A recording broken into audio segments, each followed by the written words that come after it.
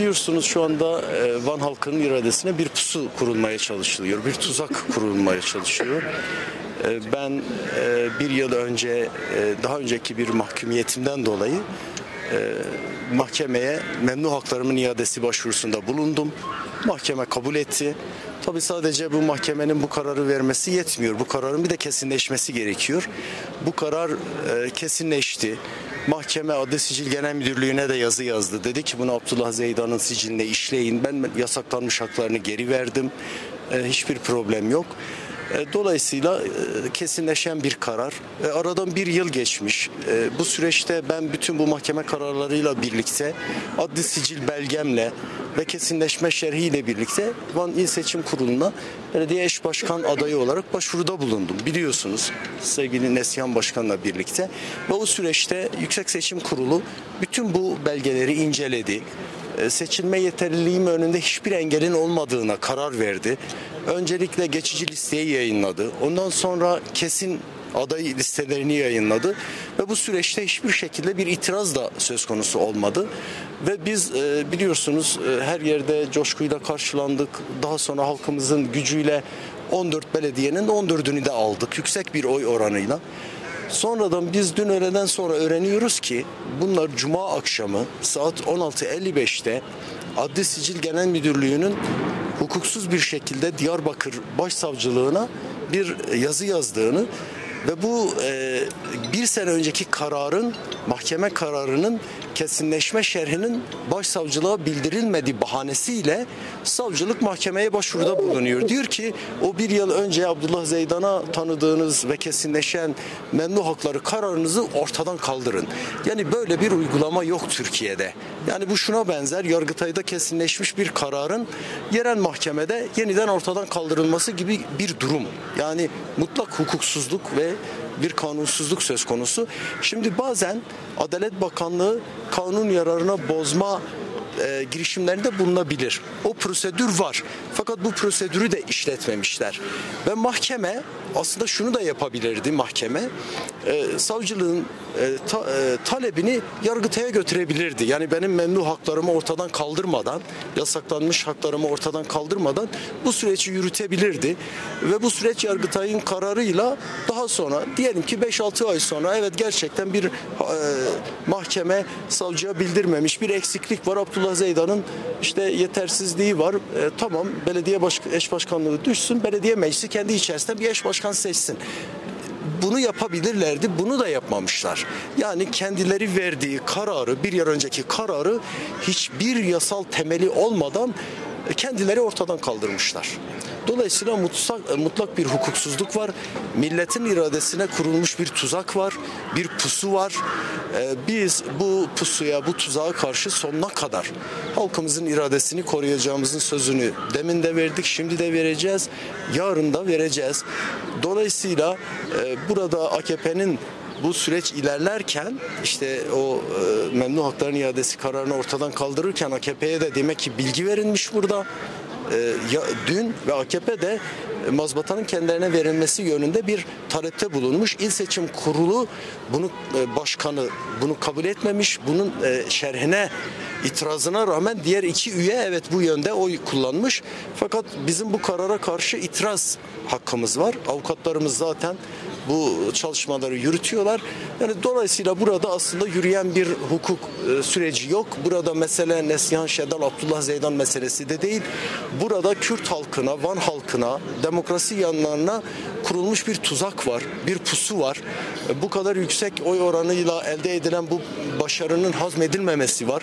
Dolayısıyla biz hukuktan yana, adaletten yana, vicdandan yana herkesin, bütün toplumsal muhalefetin, bütün Türkiye'nin, bütün kurumların bu hukuksuzluğa, bu pusuya, bu darbe girişimine karşı ayağa kalkmalarını ve itirazlarını yükseltmelerini bekliyoruz. Çünkü bu kumpas bugün bize kurulmaya çalışılıyor. Yarın Türkiye'nin batısında İstanbul'a, İzmir'e, başka yerlere de kurulabilir. Biz sonuna kadar halkımızla birlikte bu hukuksuzluğun karşısında duracağız.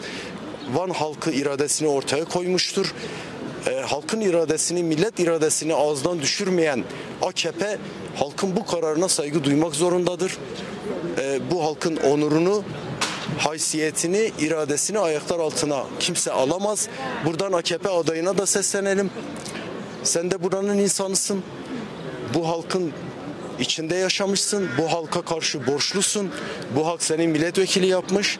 Bu halkın iradesini, bu halkın onurunu böyle açık açık kumpaslarla, tuzaklarla ayaklar altına alman doğru değil.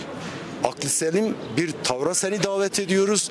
Sen bu halkın iradesinin üstüne ayaklar altına alarak nasıl gidip o koltuğa oturacaksın? Nasıl bu halkın yüzüne bakacaksın? Nasıl bu halkın içine çıkacaksın? Bunu bu halk ve biz ne hukuk, ne vicdan, ne bu halk, ne biz kabul etmeyiz. Asla kabul etmeyiz. Dolayısıyla herkesi aklı selimliğe davet ediyoruz. Van halkı bir irade ortaya koymuştur. Bu iradenin bir an önce tecelli etmesi ve bu belediyenin DEM eş başkanlarına teslim edilmesi gerekiyor. Biz tekrar bu duygularla halkımızı tüm alanlarda direnen, kendi onurunu sahiplenen, iradesini sahiplenen halkımızı da bu duygularla tekrar selamlıyoruz. Elde edilmiş bir başarıdır, elde edilmiş bir emektir ve zaferdir. Dolayısıyla biz bu iradeyi nasıl beyan etmişsek, nasıl irademizi ortaya koymuşsak, bugün bu gasp girişimine karşı, siyasi darbe girişimine karşı tekrardan hep birlikte karşı çıkacağımızı, tutumumuzu ortaya koyacağımızı ve yeniden bizden alınmaya çalışanları tekrardan onların gaspının altından kurtaracağımızı bir kere belirtelim. Dünyanın neresinde olursa olsun, nerede olursa olsun bir toplumun gericiliği, hukuk tanımamazlığı, kültür bilmemezliğine baktığımızda bile, idamın bile olduğu bir yerde bir kişi idama gidildiğinde son sözün nedir diye sorulur. Ama bugün kendini demokratik bir ülke olarak tanımlayan Türkiye Cumhuriyeti'nin almış olduğu kararı karar olarak tanımıyoruz. Siyasi bir karar olduğunu, siyasi bir gasp girişimi olduğunu buradan bir kez daha belirtmiş olalım. Bizler biliyoruz ki bu halkın iradesi onların almaya çalıştığı kararlardan çok daha büyük. Bugün bizim zaferimizi hazmedemeyenler, bu halkın başarısını hazmedemeyenler, Türkiye'de, Kürdistan'da yaşamış oldukları hezimetin altında kaldıklarını görmüştür ve bunun acısını da şimdi Kürdistan'daki belediyelerden, Van'daki belediyeden, Büyükşehir Belediyesi'nden çıkartmaya başlamıştır.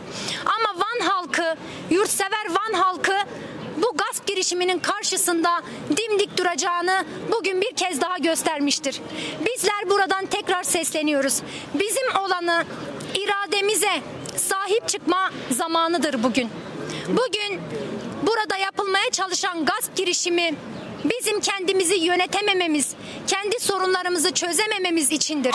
Ama bizim onlara vermemiz gereken cevap, bizim olanı nasıl onlardan geri aldıysak, bugün gerçekleşecek olan gasp girişimine karşı, siyasi darbe girişimine karşı da tavrımız nettir.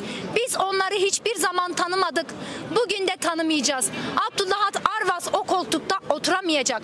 Eğer oturabilecek yüzü varsa da bu halkın içine çıkamayacak. Çünkü bu halk onları seçmedi. Bu halk onları irade olarak görmedi. Bu halkın iradesi Abdullah Zeydan ve Neslihan Şedal olarak seçildi ve öyle olacaktır. Biz buradan tekrar halka sesleniyoruz. Kendi irademize sahip çıkalım. Gaspçılara, hırsızlara yol vermeyelim. Kazanan tekrardan Van halkı olacaktır. Tekrardan hepinizi saygı ve sevgiyle selamlıyoruz.